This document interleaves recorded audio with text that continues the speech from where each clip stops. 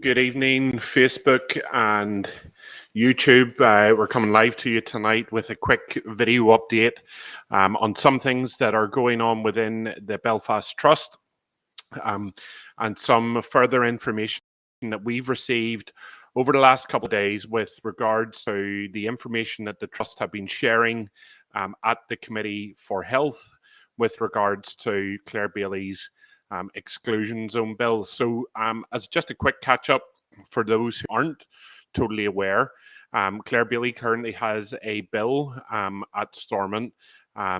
We believe the amendments to that bill will be debated this Wednesday coming, and that bill seeks to criminalise anything that may be done within 100 metres up to 250 metres of an abortion clinic that could influence somebody to not go into that clinic. Now, the idea of influence is so vague that it basically covers anything that someone may do in the vicinity of a clinic. So, for example, you could have someone standing having a conversation on this with regards to the abortion, and they would become a criminal if they were overheard, or if there was the potential that they could be overheard by someone who isn't attending a clinic. You could have a new mother standing with her newborn child on the street, and they could be a criminal if someone was to regard that as something that could influence somebody to not attend a clinic. And for us, the big concern is that Christians who are witnessing at abortion clinics, who are sharing the gospel, who are reaching out with love and support and hope for the people who are using these clinics, will be criminalized for doing so. So this bill is seeking to criminalize Christian behaviors and criminalize instructions that Christians are given biblically by God. So one of the things that we've been tracking is the kind of evidence to back up this bill. We've been looking into what kind of evidence exists, and it's fair to say that there isn't a lot of it.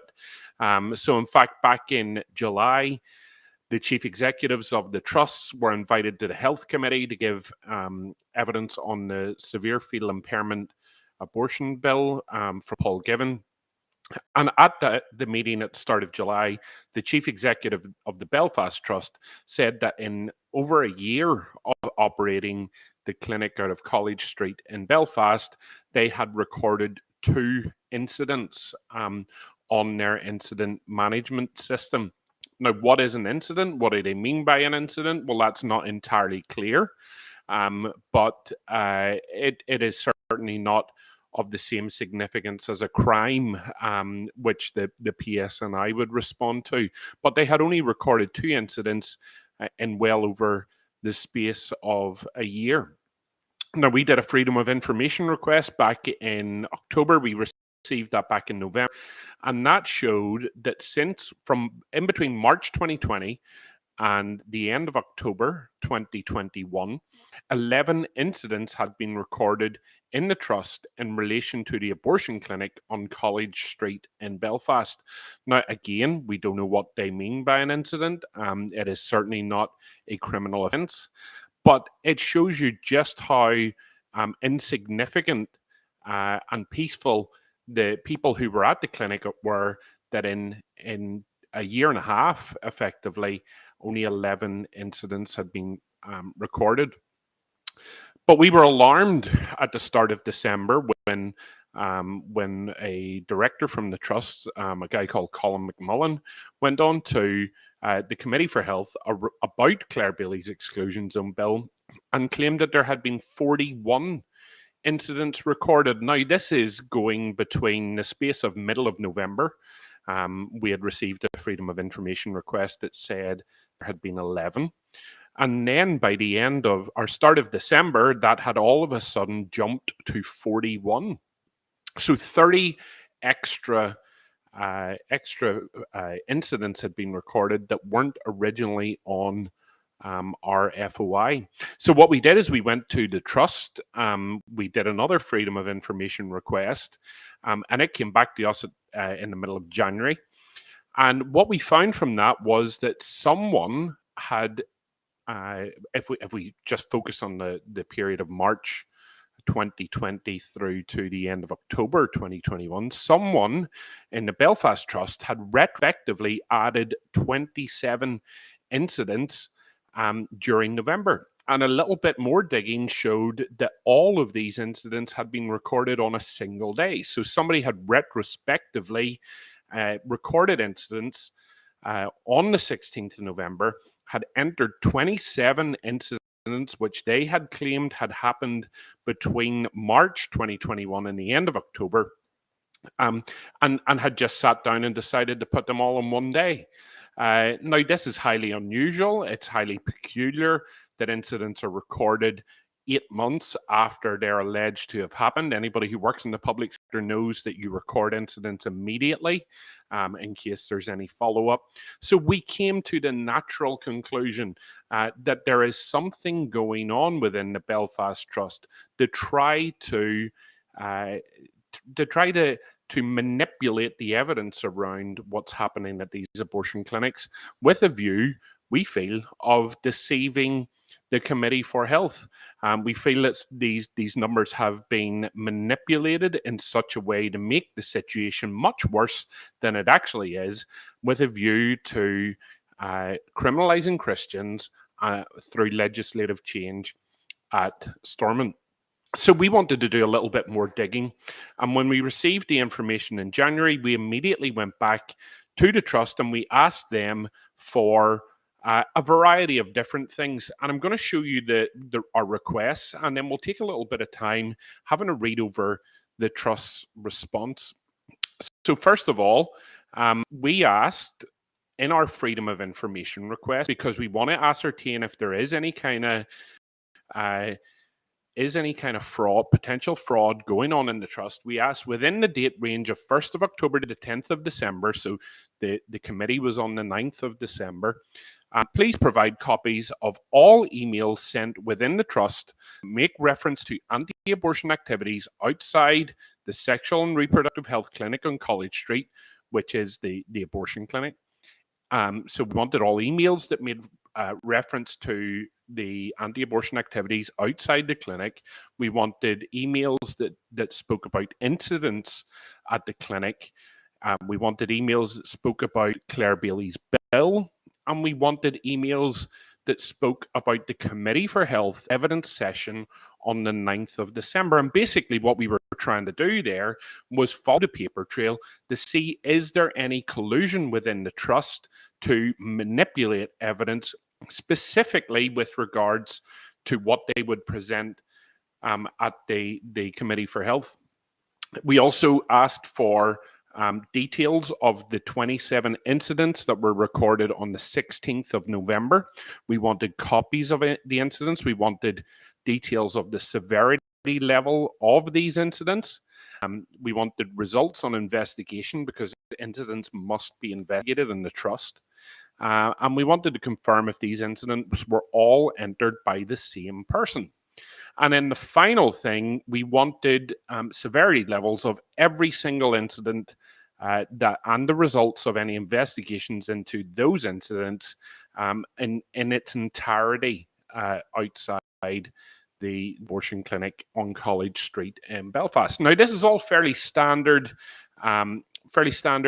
information that we've requested, but here's the Trust's response, and I'm going to read through it all in one go.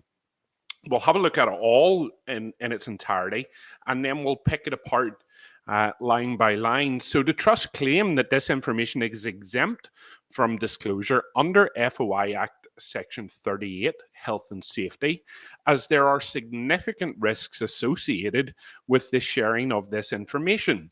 Staff employed in this area are aware of the high level of sensitivity as the information relates to provision of abortion services, which is a current contentious issue across Northern Ireland.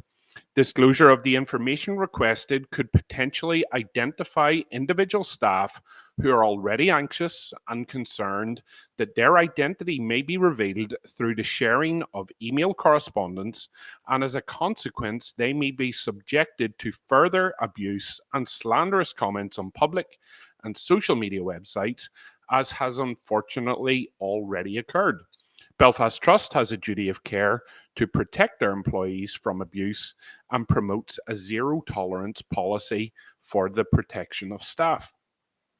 So, asking for this common information, the Trust's response has been to deny us access to this information. And they used the Freedom of Information Act, Section 38, Health and Safety, as an excuse to not release it. So, Section 38 of the Freedom of Information Act states that public bodies can turn down the sharing of information if it would cause serious risk to the health and safety of anybody, which could be the person who's made the request, people who are named in the request, or any other person by the sharing of that evidence. Now, when it comes to endangering people, usually freedom of information requests that are denied under these grounds have asked for people's names. They've asked for people to be identified, and rightly so. Trusts and other public bodies can turn down those requests because people can be identified by the sharing of personal information or their names. So we were very careful in our original request not to request any names, not to request any personal details. We are not interested in personal details. We're not interested in the names of the people, because all we want to see is there a cover up in the Trust around the recording of incidents at the abortion clinic, and has that information been used to deceive the Committee for Health at Stormont? That is all we want. The Trust went on to say that staff employed in this area are aware of the high level of sensitivity as the information relates to the provision of abortion services. Well, the information that we requested does not relate to the provision of abortion services. The information that we requested relates to the recording of incidents in the Trust, how those are recorded, when they're recorded, and why they're recorded. This is not about what is happening in College Street. This is about the way incidents are recorded. But they then say that disclosure of the information requested could potentially identify individual staff who are already anxious and concerned that their identity may be revealed through the sharing of email correspondence. So, how do a trust get round that problem? Well, a very common thing that trusts do is they redact any email correspondence that they share through social media, or that they share through freedom of information requests. So I'll give you an example of this. Here is an email that we received as part of a freedom of information request from the Belfast Trust. And you will see that there are large black boxes on it where they hide personal information so that people cannot be identified. And that is common practice. It doesn't identify anybody.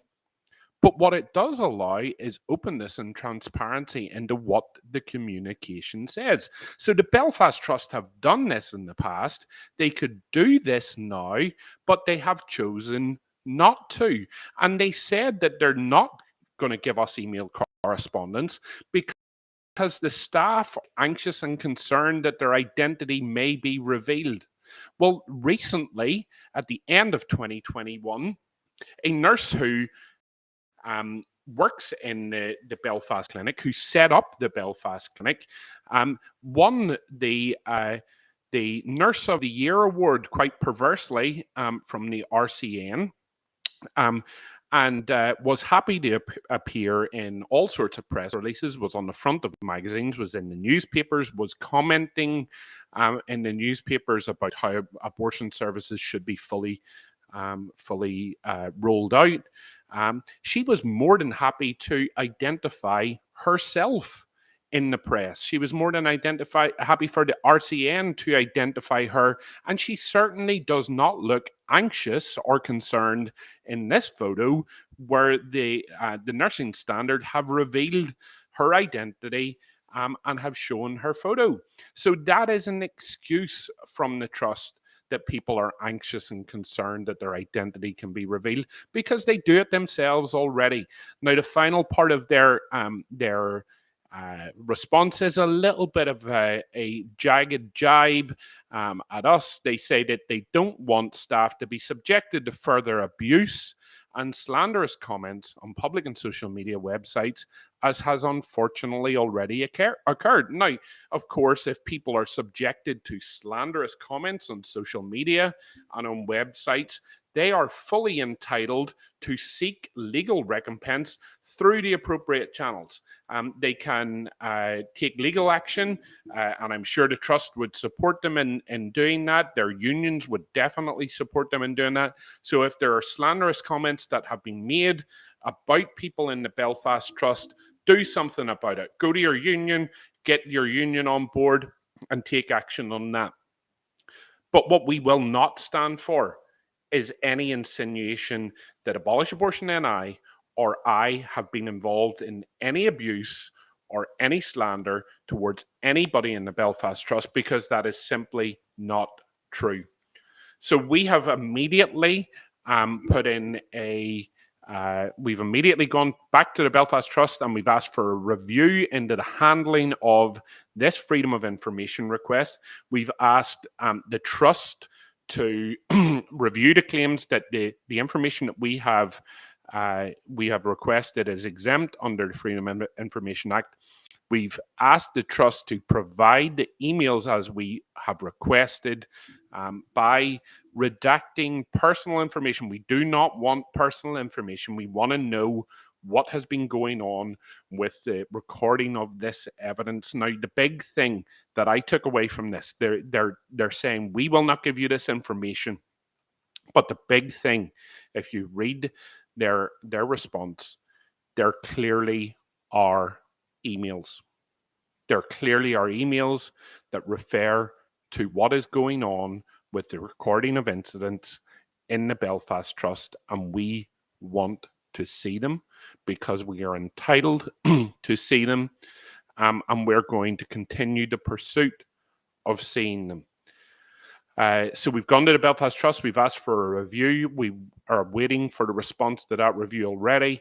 And as soon as we get that, if they continue to deny us access to the emails within the trust and all information on incidents, then we're going to go to the Information Commissioner and seek a legal case with the Information Commissioner. So, as I said right at the very start of this video, we're looking at the Belfast Trust. We're trying to get information from them, but in the meantime, it looks like amendments to Claire Bailey's bill will be debated on Wednesday of this week, and we're asking you especially to keep an eye on that. We're going to try and live stream it when it's on, but also contact your MLA. Ask your MLA to vote in favour of Jim Allister's amendments. Jim Allister has tabled amendments that will kill this bill, that will remove all of the clauses. We need our MLAs to vote in favour of his amendments and to vote against the amendments that are made by the Committee for Health, by Claire Bailey, by Paula Bradshaw and others. Tomorrow night we're going to do another quick video. We're going to be looking at where the Ulster Unionist Party stand on this issue. We've been reaching out to a lot of Ulster Unionist MLAs. We want you guys to continue to do the same. We're going to be asking questions of where the Ulster Unionists stand on the issue of abortion. Is it still a conscience clause, as they suggest, or are they now being forced as a party to vote for pro-abortion legislation at Stormont? So we're going to be doing that tomorrow night. Keep an eye out for the live video, but keep us in your prayers. Keep praying about this situation. And if you haven't been out to a clinic already, get out with your church. Share the gospel at the clinics where children are being led to death. In Proverbs 24, verse 11, God commands us to rescue those who are being taken away to death, to hold back those who are stumbling to the slaughter. So get your church to these clinics and save the lives of these children who are being slaughtered inside. So we'll keep you up to date over the next few days or so. Good night.